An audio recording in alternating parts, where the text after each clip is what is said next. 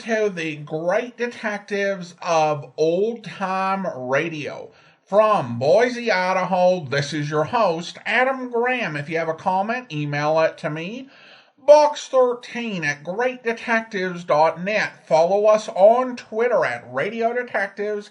And check us out on Instagram, instagram.com/greatdetectives. If you've not already, I do want to encourage you to check out my ebooks. All I Needed to Know I Learned from Columbo, and All I Needed to Know I Learned from Dragnet. These books examine the careers and histories of 7 great fictional detectives and policemen and life lessons that can be learned from them. They are available wherever fine ebooks are sold, or also as an audiobook through audible.com or the Apple Store. Well, now it is time for this week's episode of Philo Vance, and I did want to go ahead and note a shift in dates. We've been going so far off of the log that was based on the run of the series as in syndication over Mutual and stations like WGN. That ended after 26 weeks in March of 1947. And now we're on to a run that began in March of 1948 over that legendary station KGO in San Francisco. They played the first 26 episodes, and then they played 7 episodes after that. So despite the wide gap in dates, there are only 2 missing episodes between last week's show and this week's. The original air date on this program, as best we can tell, is October the 7th of 1948, and the title is The Idol Murder Case.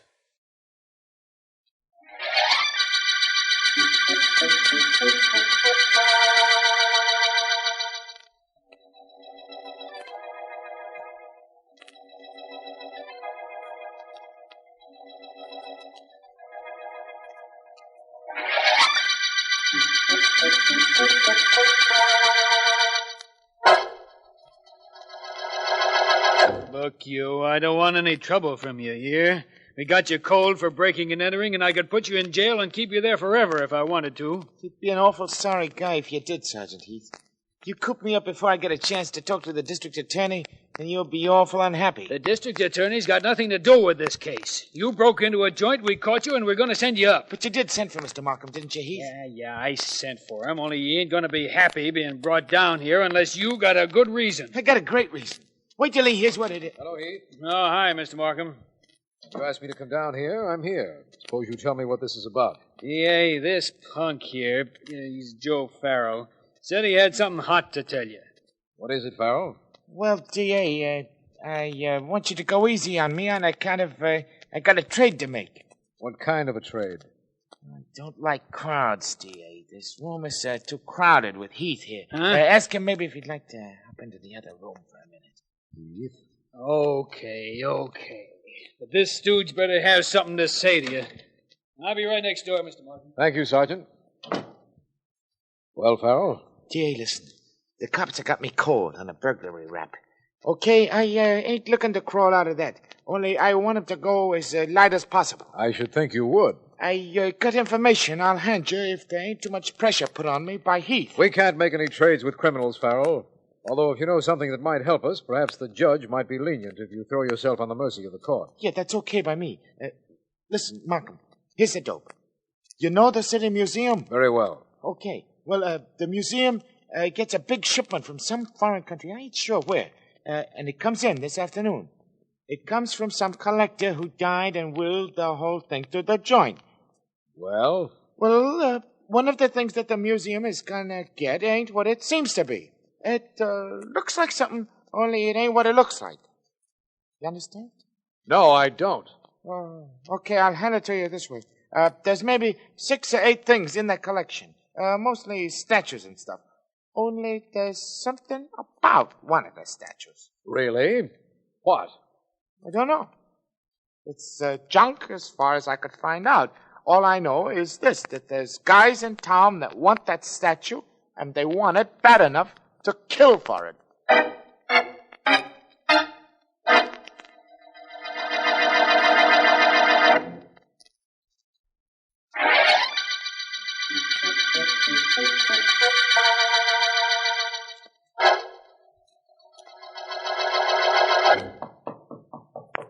Come in. Come in, sir. Master, it is here. It is here. Well, talk, man. Talk. Tell me everything about it. Mr. Peters, I wait in the museum until the crates are open. I see it with my own eyes. It is here, Master. The bungee, the idol my tribe worshipped. We will get from the museum, no? 3 years I've trailed that statue from one end of the globe to the other. Now it is within reach. The bungee. Sit down, Ringa, sit down. Yes, Master. We make plans to get the bungee. Careful plans, Ringai. The most careful plans man ever made. This is the high point in my entire life. Understand that. Nothing must go wrong. You will plan well, carefully, and quickly. It is good. Soon my tribe will be at peace within themselves. Soon I bring back to them the bungee. Tonight, we will get it, Ringai. Right now, I'm sure I'm going to need this. What you get from the drawer, Master? This. Ringai, the bungee is 1,000 years old. Stolen from your country. Yes. I will return this ancient masterpiece to your people, Ringai. But to do that, it is quite possible that I will need this very modern weapon. This automatic pistol.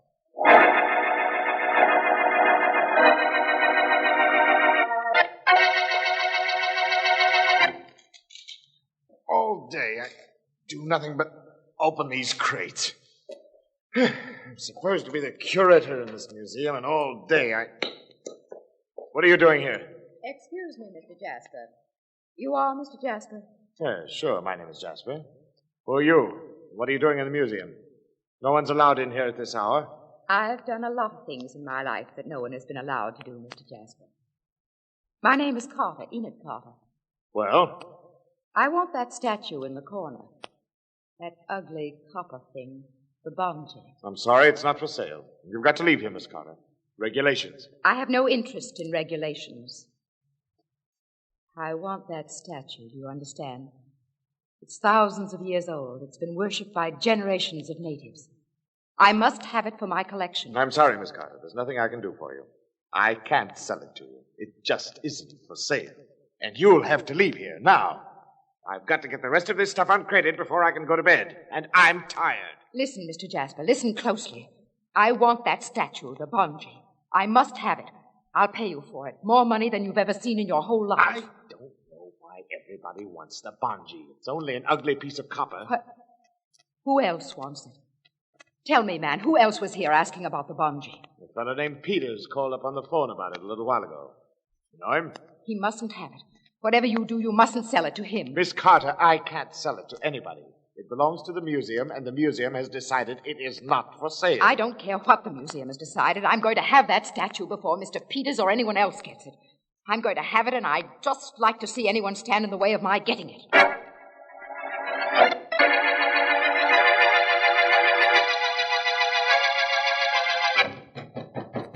Come in! Come in! Will you stop banging on that door at this hour of the night? Hurry, please, hurry. Well, what is it? What's the idea of waking me up at this hour? You're Mr. Jasper, the curator of this museum? Yes, what about it?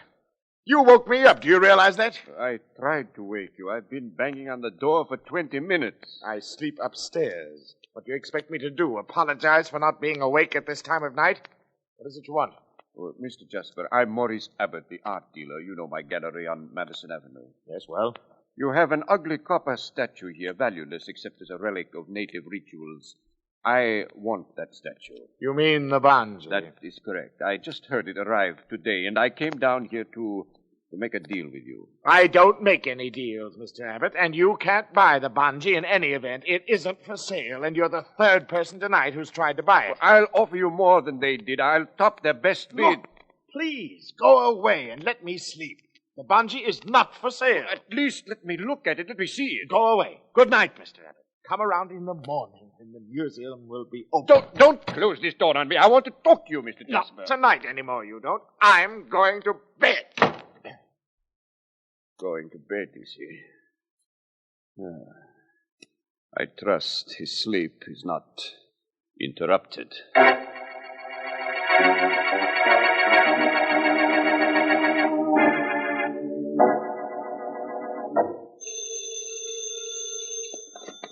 Philo Vance speaking. Vance, Markham. Well, hello, Markham. I've been wondering when I'd hear from you. This isn't a social call, Vance. The way I feel about you, Markham, and about your job as district attorney makes it questionable to me whether I prefer your social or professional calls. That's quite complimentary, Vance. Perhaps the purpose of this call might return that compliment.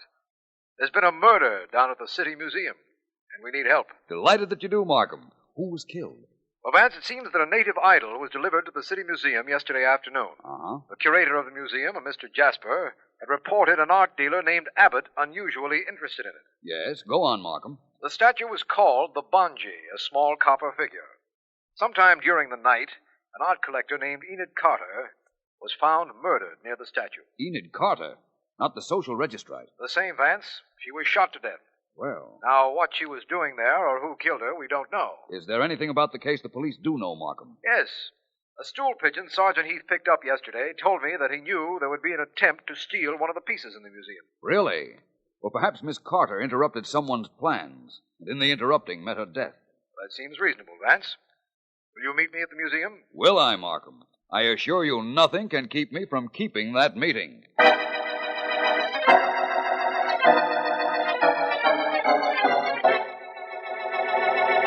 Come right into this room, please, Mr. Jasper. Mr. Vance would like to talk to you. Yes, Mr. Markham, of course.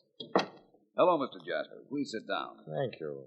I've been looking over your papers on that shipment that came to this museum yesterday, Mr. Jasper. I think the statues, or rather one statue, has a direct bearing on the death of Miss Carter. Well, she probably broke in here last night after the museum was closed, Mr. Vance. I know there was no one here when we locked up. How she got in or why, Mr. Jasper, may or may not be important. Markham, did you ever hear of the Bonji before today?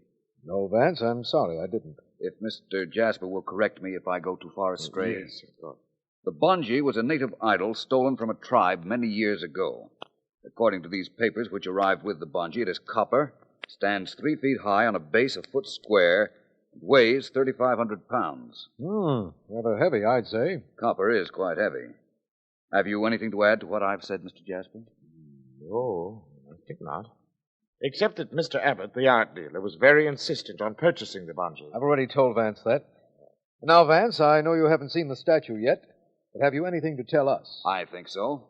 I think I can tell you why the Bonji was wanted, and in so doing, tell you the reason Miss Carter was killed. You know that, Mr. Vance? Vance, you can't possibly. You haven't even seen the statue or the body. That's true. I didn't look at the body because Sergeant Heath had already examined it. And Sergeant Heath is very thorough. I didn't see the Bonji because there was no need to see it. You see, I know that it wasn't copper at all, but solid gold. Oh, you know the Bonji is gold, Vance. How could you possibly know that? By the weight, Markham. A statue 3 feet high and 1 foot square makes 3 cubic feet of statue. Copper weighs 500 pounds a cubic foot. Then if the Bonji were copper, it should weigh 1,500 pounds. That's right. But the Bonji weighs 3,500 pounds. Therefore, it isn't copper. Gold weighs approximately 2.5 times as much as copper, hence my deduction. Vance, when will you ever stop astounding me? Never, I hope. Now let's look at the Bonji and see whether... What's that? Shots, undoubtedly. Sergeant Heath or his men are shooting at something. Come on, Vance. I'm right with you, Markham. There's Heath at the window, firing at something on the outside. Yes, I know. Heath, Sergeant Heath, what's happened? They got away, D.A. Hello, Vance. Hello, Heath. Who was it got away? Search me. 2 guys must have been hiding in this joint. Thought they saw a chance to sneak out the window a couple of minutes ago. I spotted them, yelled to them to stop, but they wouldn't, so I fired at them. Did you hit them, Heath? No, I don't think so. I think they made it okay. I saw them get in their car and beat it. Well, things certainly are getting complicated on this case, aren't they, Vance? Quite a bit. Complicated for you, Vance? What should I say? Wait till the papers hear about this. Imagine what happens to me when I gotta tell them that Miss Carter's murderers were here, sneaked right out under my nose, and I can't find them. Well, if that's all that's troubling you, Heath, forget it. Huh? When the reporters ask about the shooting, tell them just one thing, and they won't annoy you any further. What's that one thing? Mr. Markham can probably tell you. Can you, Markham? Why, yes. Only for the life of me, I don't know how you can do it. Heath, tell the reporters that Philo Vance can produce the 2 men who just escaped from this museum. Is that right, Vance? Yes, Markham. That is precisely what I want Heath to tell the reporters.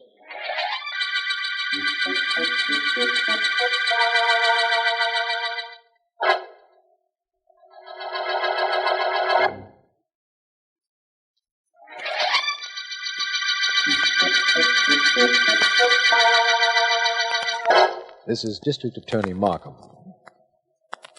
The Idle murder case began before there was a murder.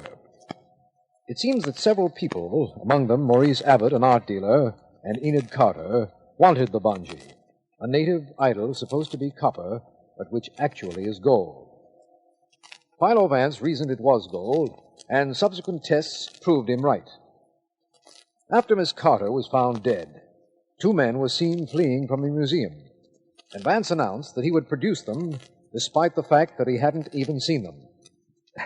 Only Vance could possibly make a statement like that. And it is some time later, and he has gone to his office. Vance and his secretary... Read it again, will you please, Miss Deering? What's the matter, Vance? My diction bad or my voice so pleasant you just like to hear it? I'd like to be absolutely certain of what the newspaper says, that's all. No criticism, no compliment. That's my boss. Okay, here we go. Just the headline and the subhead will do. Right. It says, Police say Philo Vance can produce mystery men. Subhead, famous private investigator believed to know identity of 2 men who fled from City Museum in hail of shots. Period. More? No, that ought to be quite sufficient, thank you. Vance, since when have you become mysterious? You knew who those men were. Why didn't you tell Mr. Markham? They're probably the same men who killed Miss Carter. Possibly. Well, then why don't you tell who they are? I never said I knew who they were, Miss Deering. I said I could produce them, and I can. In fact, I think they'll produce themselves right here in my office. I'd like to bet they don't. That's all. It wouldn't surprise me if those were the 2 men, Miss Deering. Let them in, please. I'll be in my private office. I'll do it. Only I have a hunch I'm going to be sorry. Forgive me, my dear, but this is the office of Philo Vance. Yes, it is. Come in, please. Thank you. Come, Ringo. Yes, master. My dear, I must see Mr. Vance. Is he in? He's not only in, but unless I'm mistaken, he's expecting you. Go right into his private office. Go right in. Thank you, my dear. Thank you very much. Oh, it's all quite all right. All part of a day's work. Wait out here, Ringo. I shan't be long. Yes, master. Hey, you're not going to leave him out here with me. I assure you, my dear, you're quite safe. Wait for me, Ringo. Yes, master. Mr. Vance? Come in, sir. Mr. Vance, you know me, sir? I know who you are. Perhaps the formalities of an introduction might be in order, though. Please sit down. Thank you, sir. Thank you. Mr. Vance, I am Jonathan Peters, world traveler, lecturer. Authority on native art. I know of you, Mr. Peters. Thank you, sir. Thank you. Mr. Vance, according to the newspapers, you knew it was I who was seen fleeing from the City Museum early today.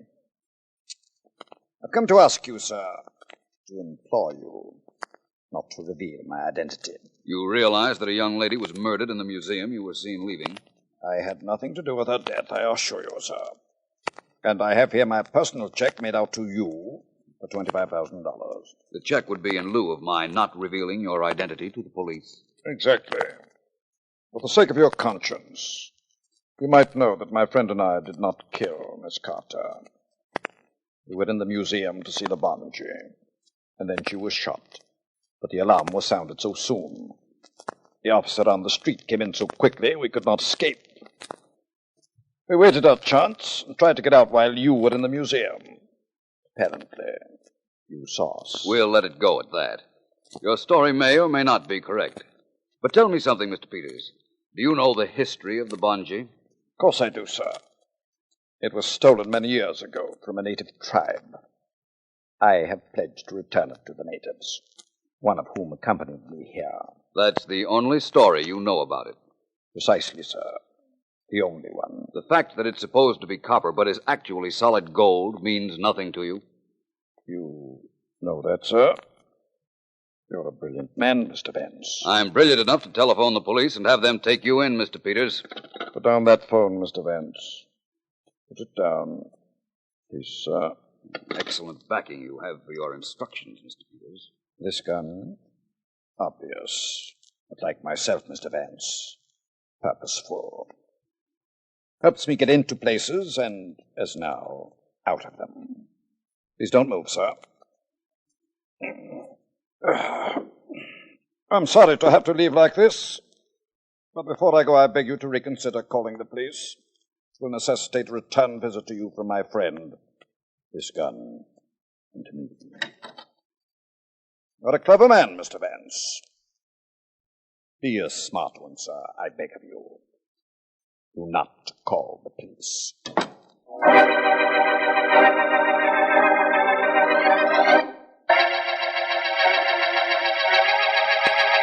Do you deny, Mr. Abbott, that you threatened the museum curator, Mr. Jasper, when he would not sell the bongee to you for your gallery? Well, do you? I have nothing to say, Mr. Markham. You will have something to say, I'm sure, Mr. Abbott.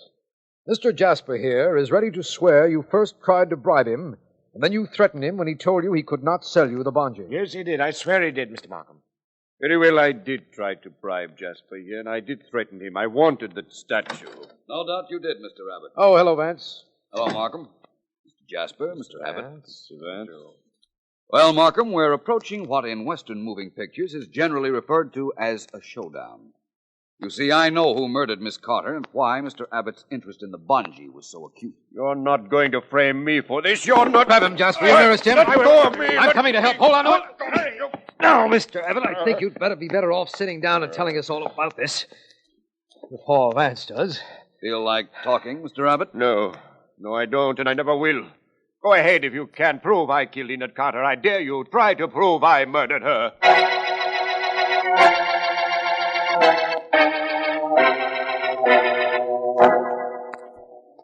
Well, Vance, that's the City Museum right ahead of us. Yes, it is. You didn't ask Sergeant Heath and me to come here with you merely as bodyguards, did you? No, Markham, I didn't. Well, I'm glad of that.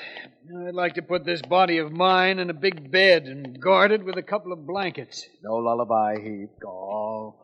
Vance, why did you have the City Museum closed to the public for the past few hours? Obviously, because I wanted no one to be there except whoever it is who will try to steal the bungee. Somebody's going to try to steal that statue tonight? Perhaps. They know the museum is unguarded, and I believe that time is a factor, and the attempt will be made tonight. You have the door key, Markham. Yes, of course, right here. Open quietly, please. All right.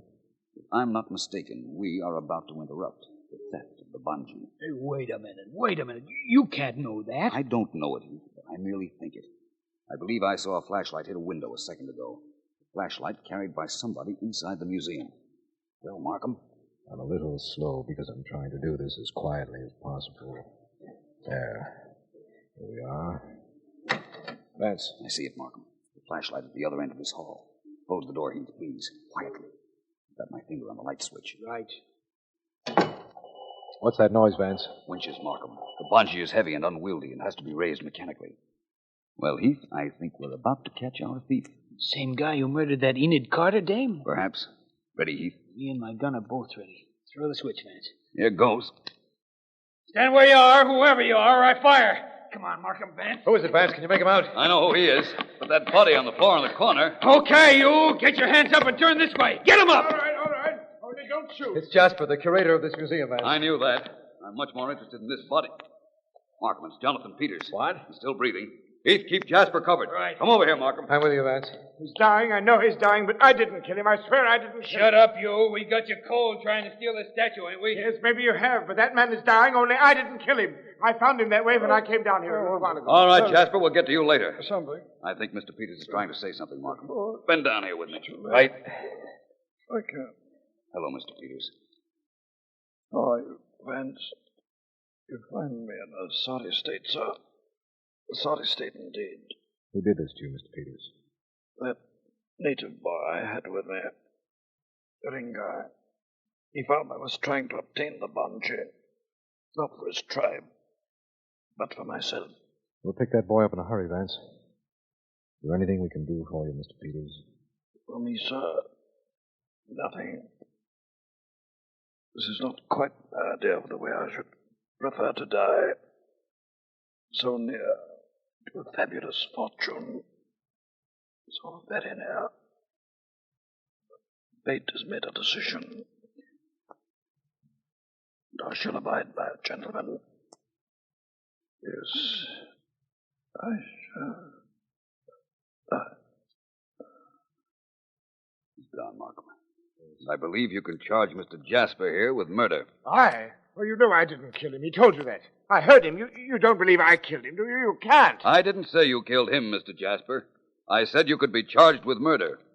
You see, I've known all along you killed Enid Carter.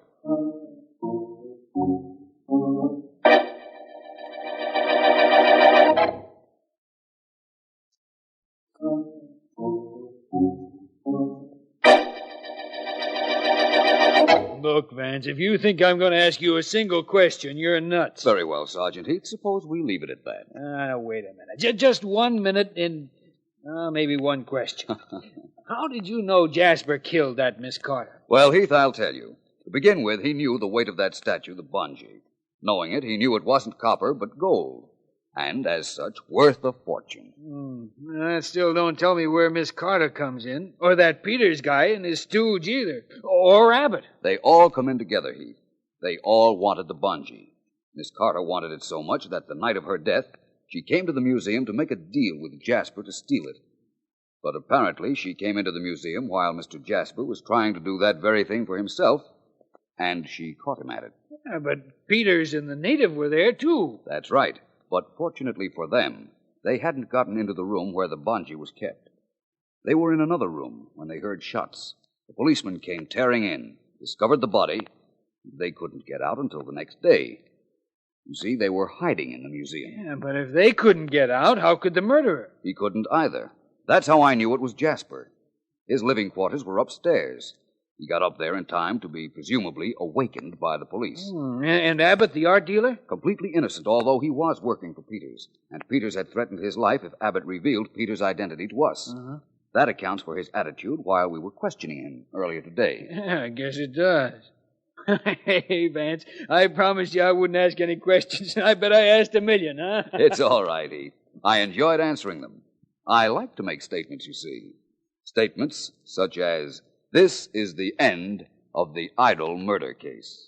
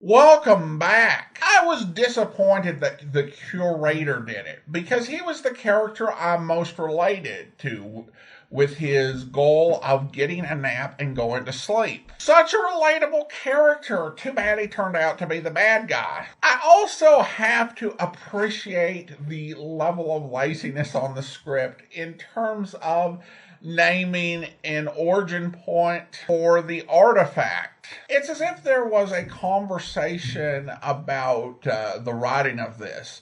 Okay, so what tribe are we going to say this came from? Well, I don't feel like doing research about the tribe. It's not going to come into the solution. Well, why don't we make up a fake tribe? Well, I don't feel like making up a fake tribe. It's not really going to matter, so we'll just say it comes from a tribe somewhere. Also, given the size of the statue, one thing that stands out is nobody really had a good plan for getting it out of there. I mean, I think there were 4 different people that wanted it. The guy who actually legitimately intended to buy it, I'm sure he could have made arrangements, but the other 3 folks, one of them had another person to help, and that was about it. And that was not going to be enough. And of course you have the idea conveyed by Vance that the statue was pure gold. And I think that we actually had someone email back, it was a couple years ago, about a gold object much smaller than 3,500 pounds, and how impractical that would be. So most likely this statue would not have been pure gold and therefore would not have weighed 3,500 pounds. It would be probably part gold and part something else. So Philo Vance's big deduction about the size of the statue doesn't make sense. It may be, in the words of Caspar Gutman from the Maltese Falcon, mathematically correct, but practically nonsensical. And that leads me to an email from longtime listener Blaine, who writes, regarding the Rumba murder case. Hi, Adam. I wanted to add some points to your qualms about the solution to the latest Philo Vance case. As a reminder for the listeners, this is the one where Philo solved the case with math. The killer and the dancer who provided his alibi claimed to have danced together for 3 hours, but they only turned in enough tickets to account for 2 hours. While I agree with your criticism about how easy it would have been for any police officers to solve the case, that's not what bothered me the most. I felt that would have been a virtually impossible alibi to set up. Would the criminal have overlooked something so obvious and not submitted the 20 additional tickets to cover that up? Even if they did, wouldn't the dancer's employers notice that she wasn't dancing for the hour? Did she leave the dance floor or just sit everything out? Where was she when she was supposed to be setting up the alibi? As a math teacher, I like the idea of solving crimes with math. But this is something better suited to the MathNet section of the Square One show I watched growing up rather than this. At least MathNet, a blatant spoof of Dragnet, in which Detective Kate Monday, George Franklin, and later Pat Tuesday used math to solve crimes. Was always about the math first and treated the solutions as a matter of routine. As you pointed out, this is not an appropriate solution for a case that requires bringing in a superstar detective from outside the department. Well, thank you so much, Blaine. I appreciate your comments. And yeah, there were multiple problems with that alibi. Your mention of MathNet warmed my heart because that was something that I watched growing up as well. In fact, in a roundabout way, it kind of led me into old-time radio podcasting because I saw MathNet before I ever saw Dragnet. MathNet made me interested in Dragnet. In the 1960s TV show, which made me interested in the 1950s TV show, which made me interested in the radio show, which led to me getting interested in all sorts of detective programs. So it was such a catalyst, and I absolutely adored that program. And I was always a bit into math as a kid and loved Square One. Some of the things they had on there, the song 8% of My Heart, classic stuff. You can find a lot of it on YouTube. And you know, with all of the revivals out there, we could really stand a revival of Square One TV, or at the very least, MathNet. Here in the United States, we have such a challenge in STEM education. That's something that made math fun and engaging for a new generation. It would be really worthwhile. I'm getting all worked up about this, but I better wait until after the baby comes before I start thinking about a Kickstarter. Thanks so much for the comments, Blaine, and for the wonderful memory. Really appreciate it. Now it is time to thank our Patreon supporter of the day. Thank you so much to James, Patreon supporter since February of 2020, currently supporting us at the rookie level of $2 or more per month. Again, thank you so much for your support, James. And that will do it for today. If you are enjoying this podcast, be sure to rate and review it wherever you're downloading your podcast from. Next Thursday, we'll return with another episode of Philo Vance. Join us back here tomorrow for an adventure with the man with the action-packed expense account, where I put on my hat and coat, crossed the room, and opened the door to go out into the hall. But I didn't make it. There, standing on the other side of the door, about to knock, were two ugly-looking men dressed in loud jackets. Your name Dollar? Yeah? Mind if we come in? What'd happen if I did? We'd come in. That's what I thought. Then why'd you ask? I make little bets with myself. I want to talk with you for a few minutes, Dollar. Okay. What are you doing in New York? It's a nice town. Want some advice? Not especially. Make a little bet with yourself you're going to get it anyway. I'm a lap in front of you. Then here it is. When Bert asks you a civil question, give him a civil answer. Okay. Ask me a civil question, Bert. What are you doing in New York? It's a nice town. Oh! Why, you... Hold it. You'll just belch you again. With a broken arm? You're pretty tough, huh? All in how you look at it. If breaking his arm is being tough, then that's the best name for it. Okay. We don't want any trouble. That's a funny line. I won't ask you no more questions. That'll save some time. I'm just going to tell you. Lay off the Nelson killing. Understand? Yeah. You said lay off the Nelson killing. Good boy. Because if you keep nosing around, somebody will just have to come down and investigate the Dollar killing. Understand? Yeah. You said somebody will just have to come down and investigate the Dollar killing. Fine. Now that you understand, we'll be going. Nice meeting you both, informally, like this. I hope you'll be with us then. In the meantime, do send your comments to box13@greatdetectives.net. Follow us on Twitter at Radio Detectives and become one of our friends on Instagram. Instagram.com/greatdetectives from Boise, Idaho. This is your host, Adam Graham, signing off.